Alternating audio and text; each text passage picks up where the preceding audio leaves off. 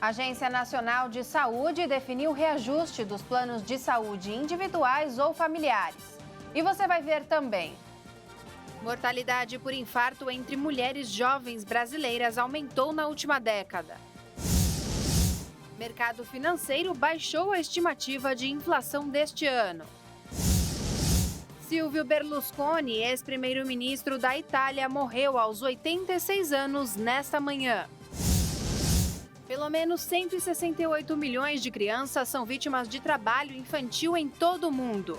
Você confere tudo isso e muito mais a partir de agora. Olá, boa tarde, seja bem-vindo. Estamos ao vivo agora pelo horário de Brasília, são 13 horas e 4 minutos. Vamos juntos conferir o que é notícia no Brasil e no mundo nesta segunda-feira? A Agência Nacional de Saúde Suplementar anunciou hoje o reajuste máximo dos preços dos planos de saúde individual e familiares. A mudança vai ter validade até dia 30 de abril de 2024. O reajuste máximo autorizado pela Agência Nacional de Saúde Suplementar é de 9,63% no preço dos planos de saúde individual. O valor foi definido durante reunião dos diretores da ANS. A mudança vai ter validade de 1º de maio até 30 de abril de 2024. O reajuste é válido para os planos médico-hospitalares contratados a partir de janeiro de 1999 ou que foram adaptados à nova legislação. O aumento no valor dos planos de saúde é aplicado pelas operadoras na data em que se comemora 1 ano do contrato do serviço. A decisão não vale para planos coletivos, sejam empresários ou por adesão. No ano passado, a ANS anunciou o maior aumento desde o início da série histórica em 2000, de 15,5%. O reajuste anual é calculado com base nas variações das despesas com atendimento aos beneficiários, intensidade de utilização dos planos pelos clientes e inflação medida pelo Índice de Preços ao Consumidor Amplo.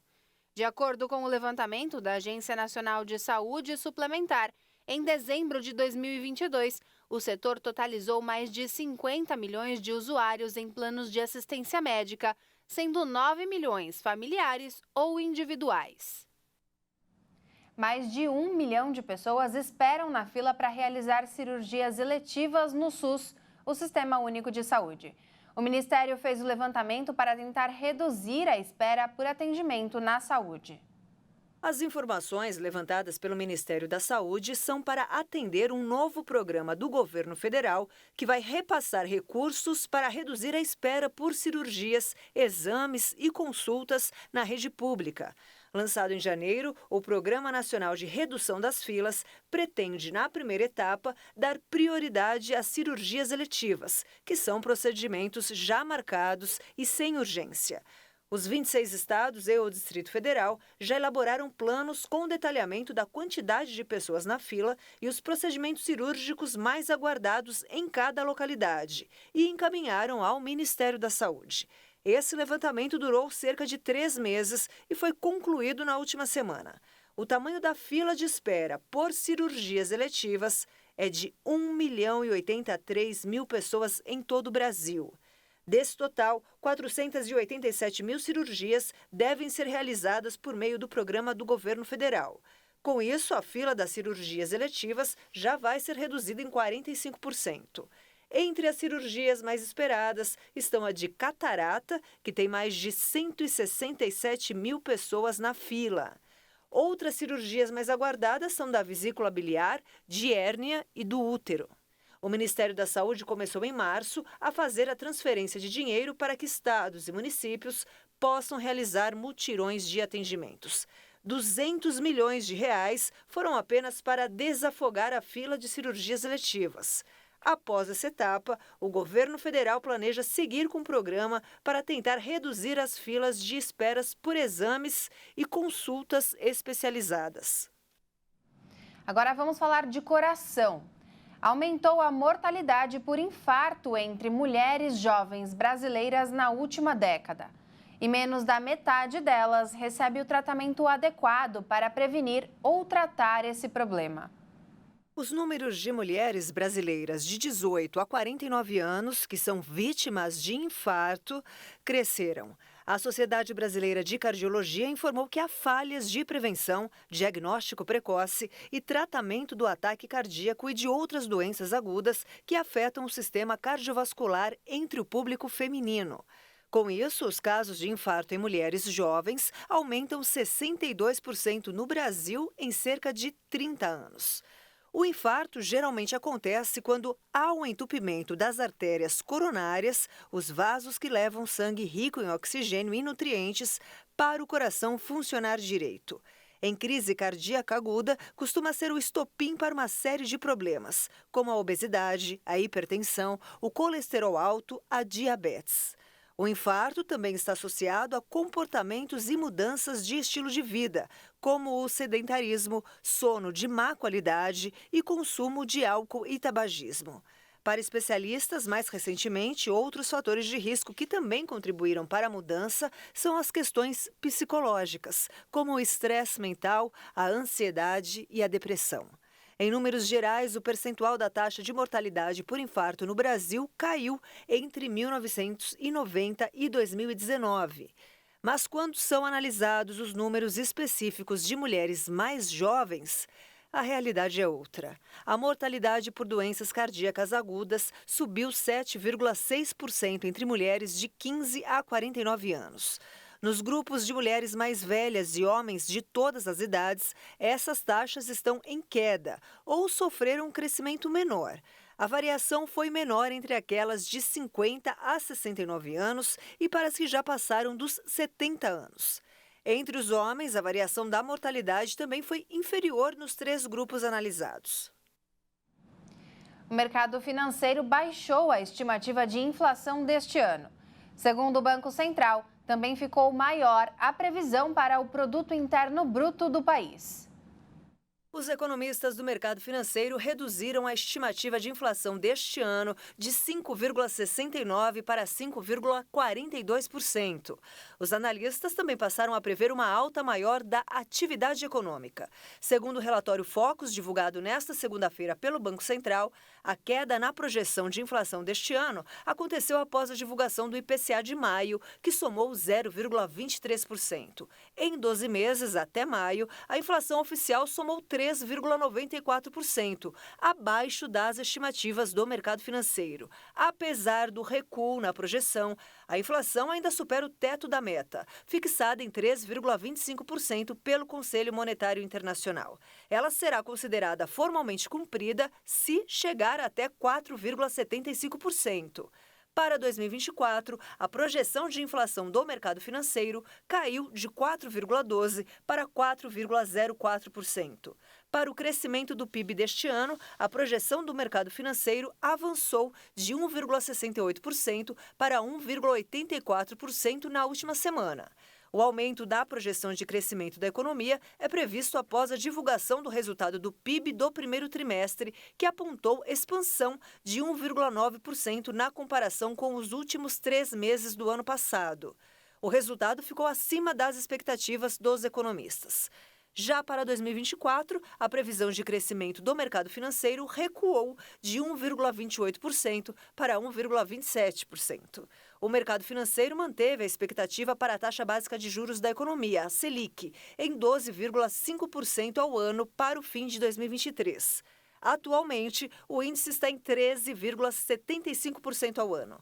Para o fim de 2024, a projeção do mercado para o juro básico da economia ficou estável, em 10% ao ano. Alguns bancos do país estão alterando a data de fechamento da fatura do cartão de crédito. A prática, identificada por clientes, pode levar o consumidor ao endividamento. O repórter Leonardo Félix tem mais informações. Vamos conferir. De acordo com o Instituto de Defesa do Consumidor, IDEC, a medida não é ilegal, já que não há uma regra sobre o dia exato do fechamento da fatura do cartão. Mas para o IDEC, fazer alteração sem a comunicação prévia ao cliente viola o Código de Defesa do Consumidor. Na prática, a mudança diminui o número de dias entre o fechamento e o pagamento da fatura. Com isso, há a alteração do chamado melhor dia de compra, que é quando o consumidor pode comprar um produto e, em vez de pagar naquela fatura, paga na seguinte, ganhando prazo de até 40 dias para quitar a dívida. O IDEC havia identificado casos pontuais, mas após a investigação mais profunda encontrou informações que indicam uma prática corriqueira por parte dos bancos. Dessa maneira, isso está sendo muito benéfico aos bancos, às instituições financeiras, mas não são todos os consumidores brasileiros que têm acesso à internet, que trabalham com celular, que entendem de tecnologia e que vão tomar conhecimento prévio. Eu estava recentemente em Goiânia, numa chácara, não existia sinal. O meu sogro não tem esse conhecimento, ele nem tem celular. Então, esse chamado entendimento é benéfico aos bancos, aos consumidores, que nós temos artigos de proteção, eles têm direito, pelo artigo 6º, a informação clara, precisa, ostensiva e prévia. Embora não haja uma regra, a prática do mercado bancário até então era de fechamento da fatura 10 dias antes do vencimento. Artigo 4º, que é a relação de consumo deve ser sempre baseada na boa-fé e no equilíbrio. E no jeito que estão fazendo, o consumidor ele vai estar desequilibrado. Ele, como eu te falei, ele não domina essa informação. Como também nós temos possibilidade de ser encarado como uma prática abusiva. Eles impõem um serviço, não existe proibição. O conselho do Dori é mais prazo, mais divulgação, deixa o consumidor começar a entender. Com o surgimento da tecnologia e das faturas digitais, os bancos encurtaram o prazo, que tem variado de 3 a 7 dias. De São Paulo, Leonardo Félix. Nós vamos para o intervalo e no próximo bloco você vai ver. Primeiro-ministro italiano Silvio Berlusconi morreu aos 86 anos. E ainda, pelo menos 168 milhões de crianças são vítimas de trabalho infantil em todo o mundo. Nós voltamos já.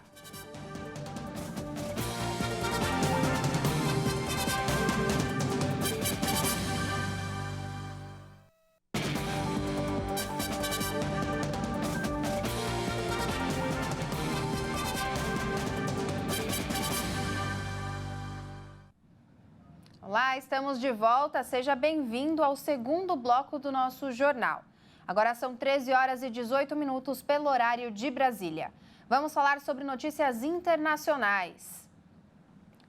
Silvio Berlusconi, ex-primeiro-ministro da Itália e ex-dono do time de futebol Milan, morreu aos 86 anos nesta manhã.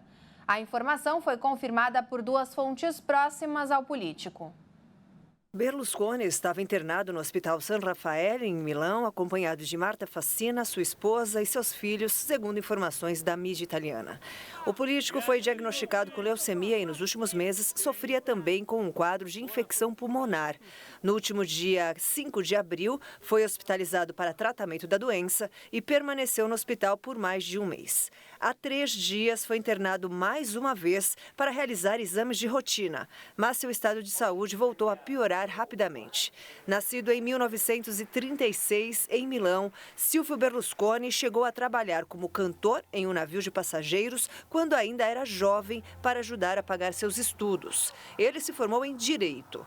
4 vezes premier da Itália e uma forte imagem política no país, Berlusconi colecionou polêmicas e momentos marcantes durante a vida. E a repercussão do falecimento do político é, sem dúvida, o assunto que pontua o mundo hoje. Reino Unido, Espanha, França, Estados Unidos, China, Al Jazeera destacaram a relevância de Berlusconi para a política da Itália. O governo italiano proclamou luto nacional na próxima quarta-feira, quando acontecerá o funeral. Ficou determinado que as bandeiras da Itália e da União Europeia devem ficar a meio mastro até quarta-feira em todos os prédios públicos no país e nas embaixadas e consulados no exterior. Vamos entender um pouco mais a respeito com o mestre em Relações Internacionais, Ricardo Rios. A morte de Silvio Berlusconi encerra um capítulo da política italiana que começou lá na década de 90, quando, por conta de toda a mudança que a Operação Mãos Limpas, na qual foi baseada a Operação Lava Jato, trouxe para a política italiana. A classe política italiana foi toda desacreditada e Berlusconi surgiu como um salvador da pátria, muito por conta do sucesso que ele teve como empreiteiro e homem de mídia no norte da Itália, mais especificamente na cidade de Milão. O sucesso de Berlusconi, por ser 3 vezes primeiro-ministro, agora no final da vida sendo senador pela Itália, diz muito sobre o caráter populista e personalista da política italiana. As pessoas não votam em Berlusconi porque ele fez mudanças, porque ele é um homem forte, mas votam por conta da figura dele. Pensem só que um homem com tantas polêmicas, tantos processos, conseguiu ter uma vida muito longa na política italiana.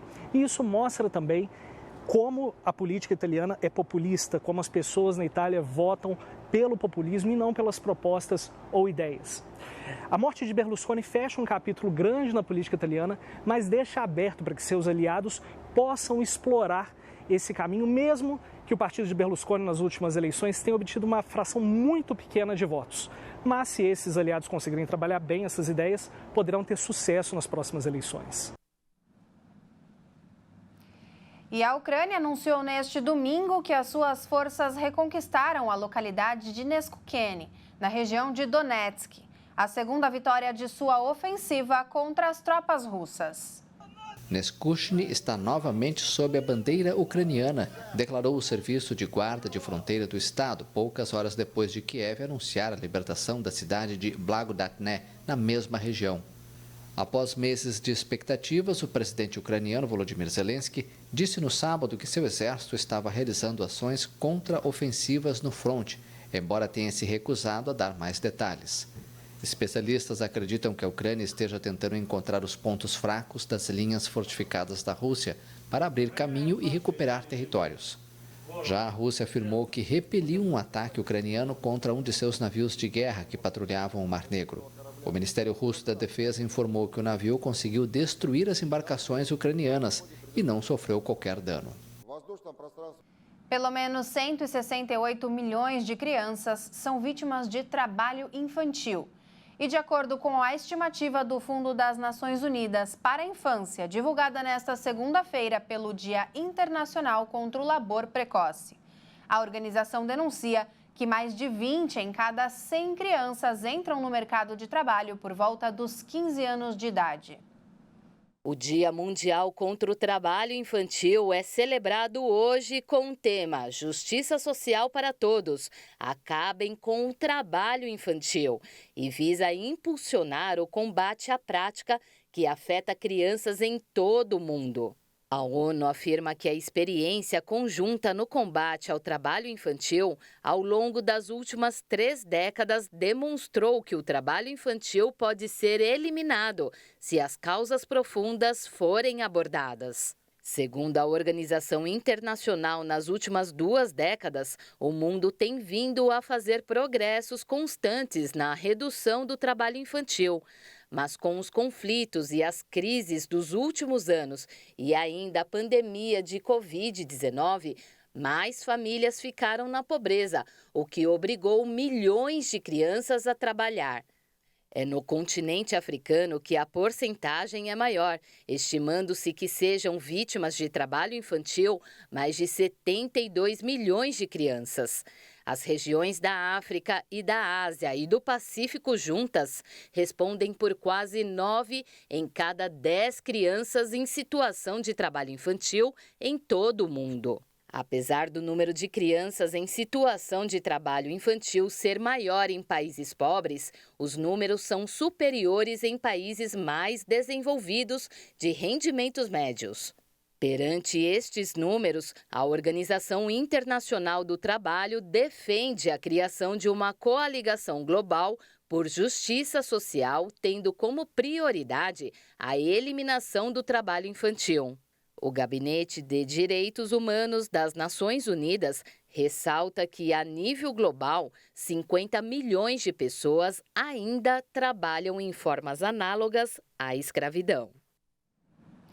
E quem já sofreu com resfriado por causa das oscilações de temperatura deve estar preocupado com a mudança de tempo que está prevista para chegar agora, nesta semana. Depois de um final de semana ameno e até com um sol em partes do país, Como será que fica o tempo nessa semana? Vamos conferir?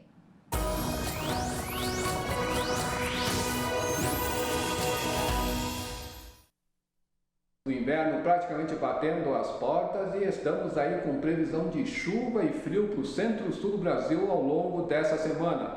Poderemos ter aí acumulado de chuva significativo entre Santa Catarina, Paraná, até mesmo aí sul do Mato Grosso do Sul, parte de São Paulo para os próximos dias. O mais importante é o ar frio polar que está atrás dessa frente fria e que deve chegar pelo menos aí ao longo da semana até o sul aí da região norte, provocando o primeiro fenômeno friagem deste ano. Já no restante da região, o leste da região nordeste continuará ainda com essa chuva que está dentro da quadra chuvosa ali no leste, entre o Rio Grande do Norte, pelo menos aí até o leste aí da Bahia.